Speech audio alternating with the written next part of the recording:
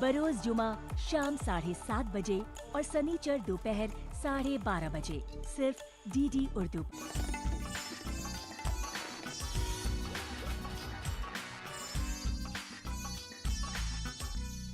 आदाब नाजरीन, रंग तरंग में आप सभी का खैर मकदम है। मैं हूं आपकी दोस्त और होस्ट सादिया अलीम। रंग तरंग में इस बार हम आपके लिए लेकर आए हैं 7 सुर, वो भी 7 मुख्तलिफ ममालिक के। जी हाँ, बिम्स्टेक में 7 सुर गूंजे, क्योंकि बिम्स्टेक ट्रेडिशन को भारत मंडपम में बड़ी ही खूबसूरती के साथ पेश किया गया। और इसके अलावा बहुत से खूबसूरत रंग भर लाए हैं अपने इस रंगीन पिटारे में आपके लिए। तो देर किस बात की, शुरू करते हैं रंग तरंग आपके साथ। इंसान के अंदर शुरुआत से ही अपने जज्बात, एहसासात और ख़यालात को दुनिया के सामने पेश करने की बड़ी शदीद ख्वाहिश रही है।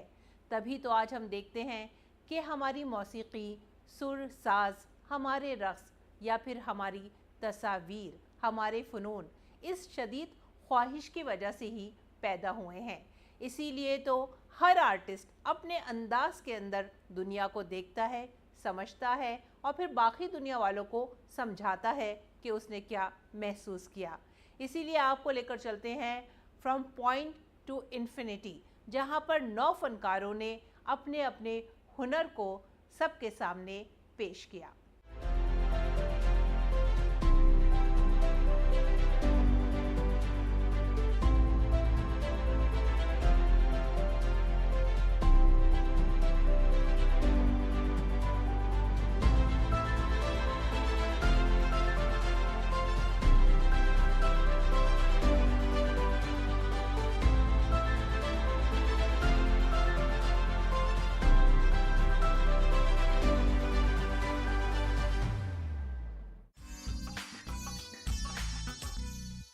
सप्तसुर, 7 नेशंस 1 मेलोडी।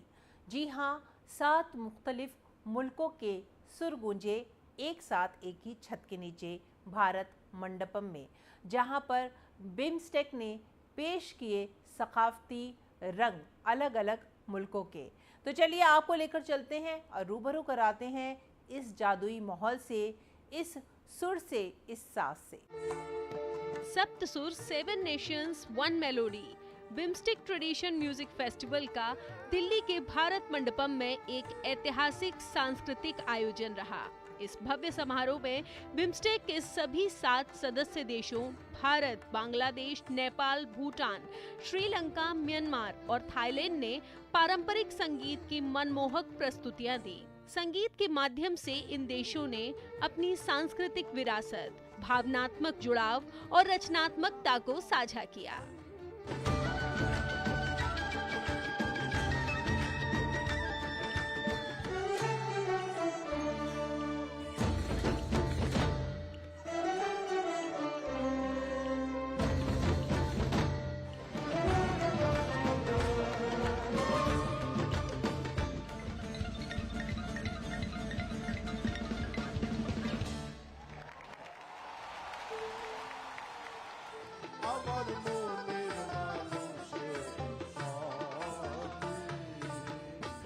समारोह का प्रारंभ केंद्रीय विदेश मंत्री एस जयशंकर और आईसीसीआर की महानिदेशक के नंदिनी ने दीप प्रज्वलन के साथ किया। समारोह में केंद्रीय मंत्री ने कहा कि संगीत आत्मा की भाषा है, जो शब्दों से परे जाकर दिलों को जोड़ती है। ये आयोजन बिम्स्टेक देशों के बीच सांस्कृतिक संवाद को मजबूत करने का एक अहम मंच है। Music means different things to different people. It is culture, it is heritage, it is tradition to all of us. Individually or as a group, it is an expression of creativity or sometimes even of emotions. In my own case, it was actually through music and to some extent books that I developed an interest in the world.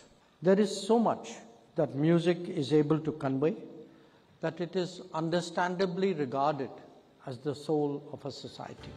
केंद्रीय मंत्री ने ये भी कहा कि ये festival केवल एक सांगीतिक आयोजन नहीं बल्कि सांस्कृतिक कूटनीति का प्रभावी उदाहरण है जो क्षेत्रीय सहयोग और एकता को बढ़ावा देता है।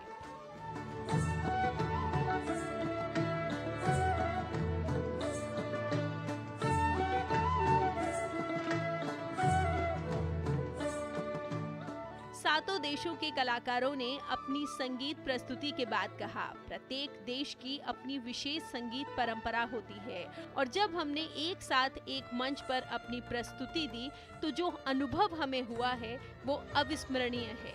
अलग अलग देश के वोकलिस्ट हमारे साथ गा रहे हैं तो ये बहुत ही बड़ी, it's such an honour to be on such beautiful and big stages. We are here in BIMSTEC festival, so I'm very excited to participate in all countries. सारे जितने म्यूजिशियंस आए हैं सब कंट्रीज से, सब एक से एक बढ़िया कलाकार हैं और बहुत अच्छे से पूरा शो सबने सजाया है। सारे कंट्रीज़ इंडिविजुअल जो म्यूज़िक बजा रहे हैं अपना, उसमें भी मुझे एक मौका दिया गया है बजाने का और उसमें अच्छी बात मुझे ये लग रही है कि उनका जो ट्रेडिशनल म्यूज़िक है मुझे उसमें थोड़ा बहुत सीखने को काफ़ी कुछ मिला और उसमें बजाने का भी एक मौका मिल रहा है। We are very happy and we are very pleased joined this program. We are really very happy to this program, and I want to thanks to Indian government and ICR team, and also our Sri Lankan government and cultural ministry. इस उत्सव ने ये संदेश दिया कि संगीत एक ऐसी सार्वभौमिक भाषा है जो विविध संस्कृतियों को जोड़ने की अद्भुत शक्ति रखती है और सीमाओं को मिटाकर संसार को एक धागे में पिरो सकती है। टीटी न्यूज़ के लिए डॉक्टर सुयश शर्मा की रिपोर्ट। बुद्धम शरणम गच्छामि, कहते हैं कि भगवान बुद्ध की शरण में ही सुकून है। इसीलिए तो पूरी दुनिया में भगवान बुद्ध को मानने वाले अकीदतमंद मौजूद हैं। हाल ही में हिंदुस्तान में वापसी हुई 127 साल बाद एक अनमोल विरसे की, भगवान बुद्ध से जुड़े कुछ मुक़द्दस बाक़ियात। आइए जानते हैं इस मुक़द्दस सफ़र के बारे में।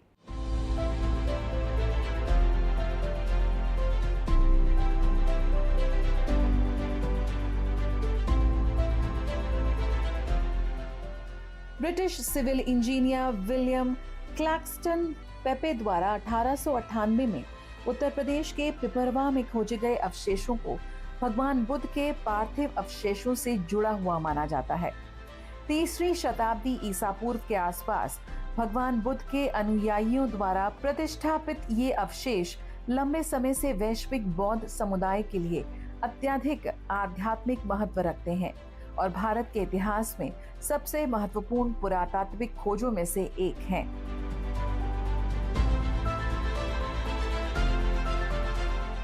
भारत सरकार के संस्कृति मंत्रालय द्वारा भगवान बुद्ध के पवित्र पिपरवा अवशेषों की भारत में उनके वास्तविक निवास स्थान पर ऐतिहासिक वापसी हम सभी को गौरवान्वित कर रही है।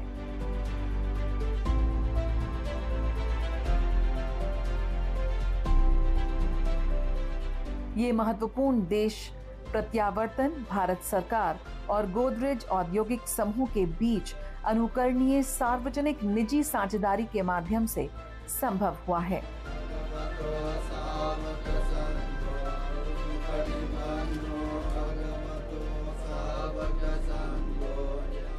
मूल रूप से मई 2025 में हांगकांग में नीलामी के लिए रखे गए इन पवित्र अवशेषों को संस्कृति मंत्रालय द्वारा निर्णायक हस्तक्षेप के माध्यम से सफलतापूर्वक सुरक्षित कर लिया गया, जो भारत की सांस्कृतिक एवं आध्यात्मिक विरासत को संरक्षित करने के उद्देश्य से सरकार की अटूट प्रतिबद्धता को दर्शाता है।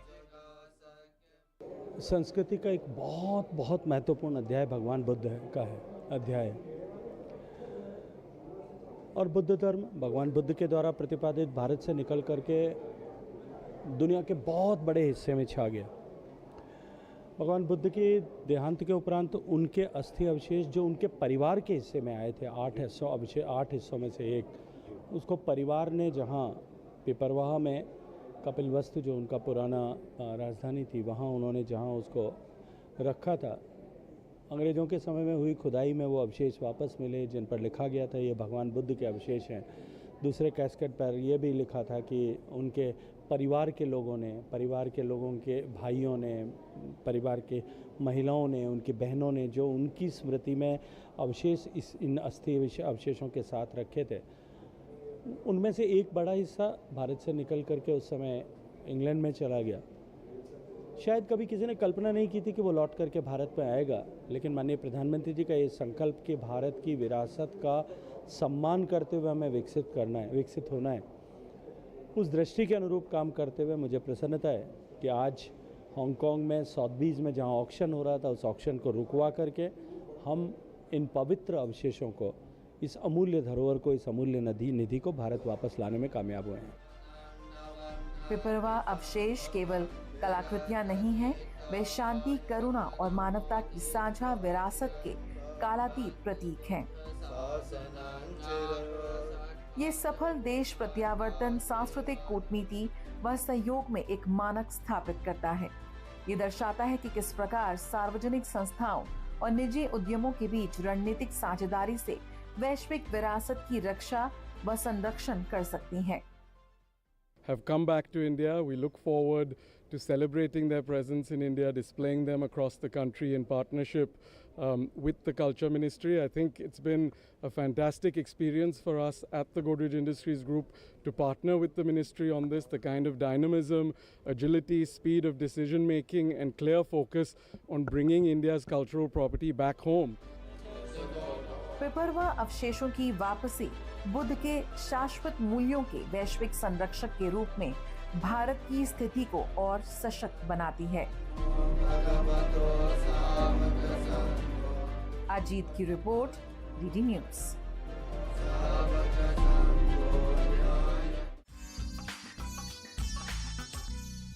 हाल ही में राजधानी दिल्ली में आर्टिक्स 4.0 का इनेकाद किया गया। फन की ये नुमाइश अपने आप में थी बेहद खास, क्योंकि हर कोने में फन का एक नया अंदाज था, एक नया रंग था। आपको लेकर चलते हैं इस नुमाइश में, जहां पे न सिर्फ मुल्क बल्कि गैर मुमालिक से भी आर्टिस्ट ने अपने अपने अंदाज से अपने अपने फन का मुजाहरा किया।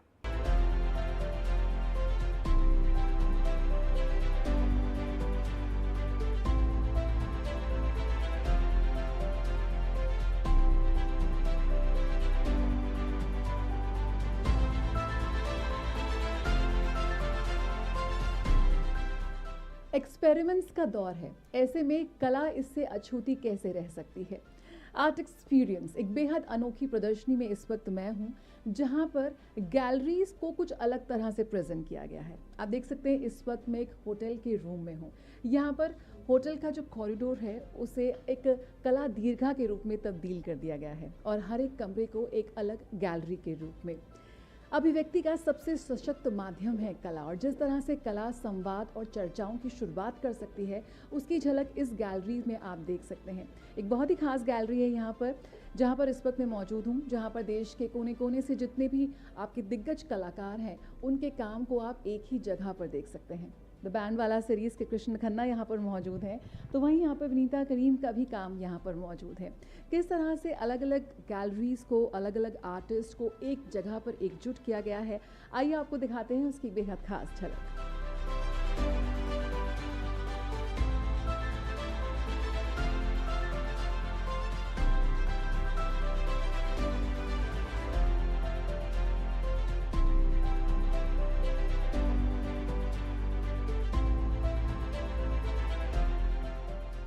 ये मैंने कॉन्सेप्ट शुरू किया था, हम अपना चौथे फेयर पे हैं और इसका नाम है आर्टिक्स आर्ट फेयर।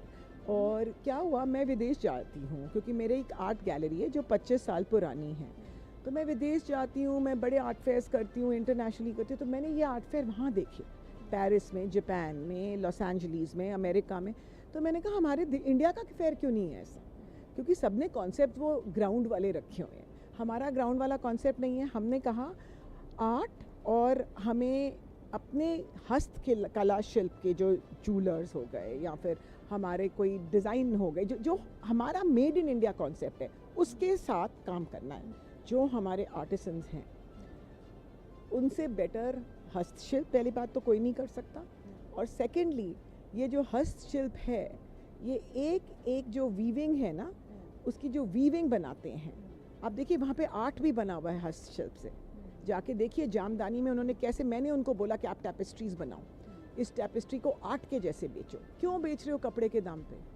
ठीक है आपकी कलेक्शन है, पर कपड़ा भी एक आर्ट है जहाँ पे हाथ से बना हुआ ये सब कुछ, और इनके दिमागों को बहुत बहुत हमें एक लेवल पे पहुँचाना है।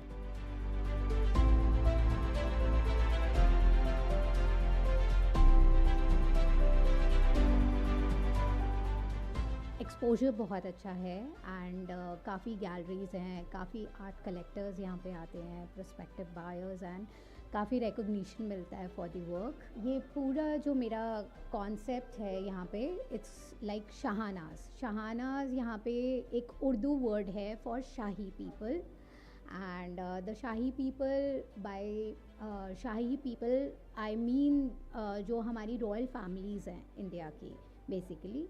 एंड ये जो रॉयल फैमिलीज़ हैं, they have given us the जो पूरी आर्किटेक्चर और लेगेसी इन लोगों ने हमें दी है in terms of architecture, ornaments, they are like something जो हमारे साथ सालों से है, और जो हमारा ये ट्रेडिशनल कल्चर है, ये 5000 ईयर्स से ये हमारी आर्ट को, कल्चर को, वैल्यूज़ को, सबको मोटिवेट कर रहा है एंड इंस्पायर कर रहा है।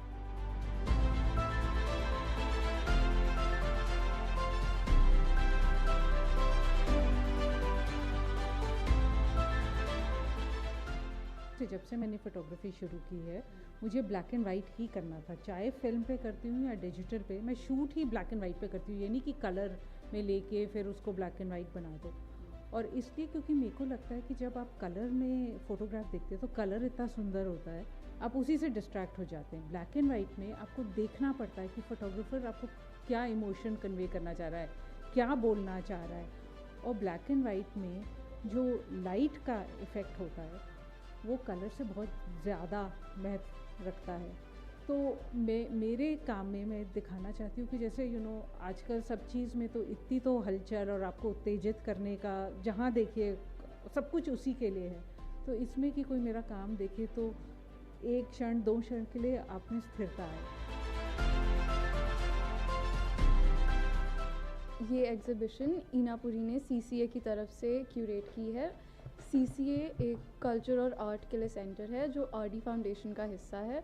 यहाँ पे सारे इंडिजिनस आर्टिस्ट्स के काम एग्जिबिट किए गए हैं। There is Gond art, Bhil art, Madhubani art from Bihar, Baiga art, so a lot of different types of art. It's all indigenous, it's all brought from the source themselves, the artists themselves. इस young generation में हमको अपने traditions और culture के बारे में पता होना इज़ रियली रियली इम्पॉर्टेंट। ये बहुत ही महत्वपूर्ण चीज़ है जो हमें जानना चाहिए, and I am very thankful कि हमारे विद्यालय ने हमें ये अपॉर्चुनिटी दी है कि हम इतने रिमोट एरियाज़ के आर्टिस्ट को भी इतने अच्छे प्लेटफॉर्म पे प्रेजेंट कर सकते हैं और हमारे ट्रेडिशंस और कल्चर को आगे बढ़ा सकते हैं।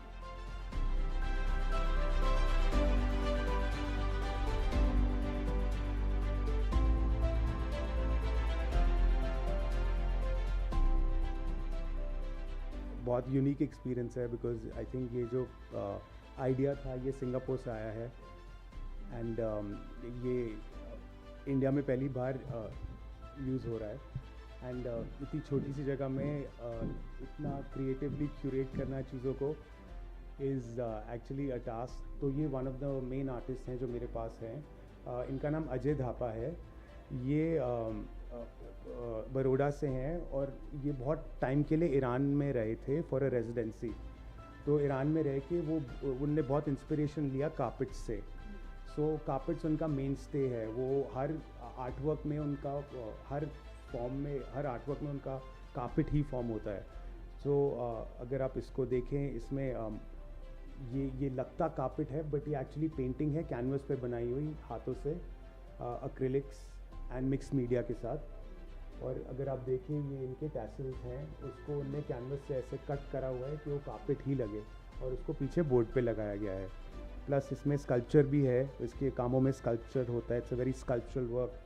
सो बेसिकली क्या है, ये इसकी मेमोरीज़ थी, ये उसकी एक बेंच थी जहाँ पे ये बचपन में बैठते थे और वो चीज़ें इनके दिमाग में रही हैं तो वो उसको इनकॉर्पोरेट करते हैं अपने कॉम्पोजिशन में।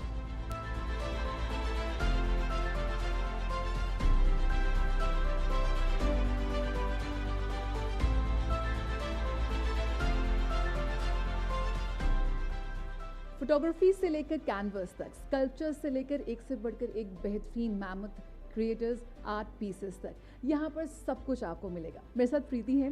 प्रीति, थोड़ा समझाने की कोशिश कीजिए किस तरह से दर्शकों को एक अलग एक्सपीरियंस मिल रहा है, जो कि रेगुलर गैलरीज नहीं है, अलग अलग कमरे को गैलरी का रूप दिया गया है, तो कैसे प्रेजेंट कर रहे हैं? ये बहुत ही डिफरेंट एक्सपीरियंस है बिकॉज यहाँ पे जो होटल के रूम्स हैं उनको गैलरीज में कन्वर्ट किया है। It's the first of its kind of hotel art fair. और हमने यहाँ ये कोशिश करी है कि सारे तरह के आर्टिस्ट दिखाएं, चाहे वो मास्टर्स हों, सीनियर आर्टिस्ट हों, अपकमिंग आर्टिस्ट हों। सो जो लोग आते हैं उनको पूरी वैरायटी दिखे और उनके बजट्स को भी ये सूट करे। तो हमने बैंड वाला सीरीज़, जैसे आपने बोला, कृष्ण खन्ना का है। हमारे सीनियर आर्टिस्ट हैं Manu Parekh, Vaikuntham is a master artist, तो and then Vinita Karim is a senior artist. और अभी हमने ये कोशिश करी है इस शो में कि सारे तरह के मीडियम भी दिखाएं। जो आर्टिस्ट काम करते हैं, चाहे कैनवस पे हो, चाहे पेपर पे हो। मेरे एक आर्टिस्ट हैं निधि भाटिया, वो बहुत अच्छा गोल्ड फॉइल पे काम करती हैं, बहुत लेयर्स ऑफ गोल्ड फॉइल उन्होंने यूज़ किया हुआ है। शिबानी सहगल ने कोलाज काइंड ऑफ वर्क है, तो उनकी जो बटरफ्लाइज हैं, जो बर्ड्स हैं, जो फ्लावर्स हैं, वो कटआउट्स हैं पेपर पे, उस पर उन्होंने काम किया है। फिर विवेक कुमावत, एक और हमारे आर्टिस्ट हैं बॉम्बे से, तो वो नंदीज़ बताते हैं। और नंदीज़ में जो स्टोरी है शिव, पार्वती और गणेश जी की स्टोरी, इतने इंट्रिकेटली उन्होंने उसमें दिखाया हुआ है। फिर रमेश गुरजाला हैदराबाद के सीनियर आर्टिस्ट हैं, तो जैसे गणेश जी यहाँ लगे हुए हैं, उसमें गणेश जी की स्टोरी है। So different media, different type of depiction, whether it's figurative, whether it's landscape, whether it's abstract, we try to cover all kinds of artist. अच्छा, जब यहाँ पर एक एक्सपेरिमेंट किया गया है, रेगुलर जो आर्ट एक्सपीरियंस होता है दर्शकों के हाथ से, किस तरह का रिस्पांस आपको यहाँ मिल रहा है? लोग आ रहे हैं, पसंद कर रहे हैं? हाँ, तो हमारा काफ़ी अच्छा रिस्पांस रहा है। लोग आ रहे हैं। एक हमारे को ये था कि इतने छोटे से रूम में हम कैसे इतना आर्ट दिखा पाएंगे, क्योंकि आर्टिस्ट बहुत हैं हमारी गैलरी के पास, but we have tried our best to showcase, like I said, all kinds of artists, all levels of artists, and even sculptures we have tried to show। Bronze में भी हैं और फाइबर में भी हैं। तो ये एक हमारा एक्सपीरियंस बहुत अच्छा रहा है और लोग ने बहुत अप्रिशिएट भी किया। ये इस तरह का एक यूनिक एक्सपीरियंस है।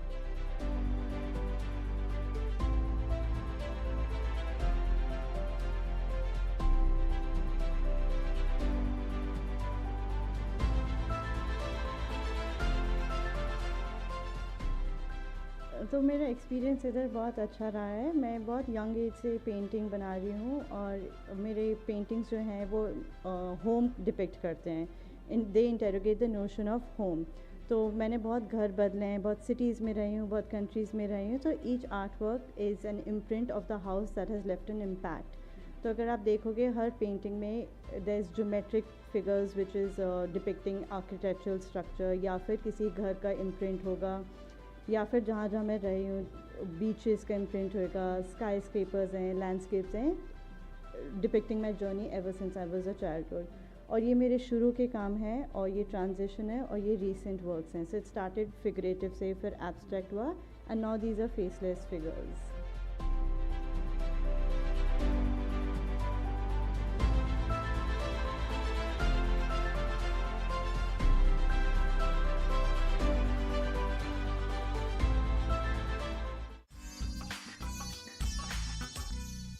ये माना ज़िंदगी है 4 दिन की, बहुत होते हैं यारो 4 दिन भी। जी हाँ, ज़िंदगी जिंदा दिली का नाम है और हमारी यही कोशिश रहती है कि हर हफ्ते आपकी खिदमत में लेकर आएँ हम ज़िंदगी के ये खूबसूरत रंग, ताकि जिंदा दिली के साथ आपके साथ गुजारें रंग तरंग का सफ़र। अगले हफ्ते इसी वक्त इसी चैनल पर फिर मिलेंगे आपसे। तब तक के लिए आप हमारी पूरी टीम को दीजिए इजाज़त। आदाब।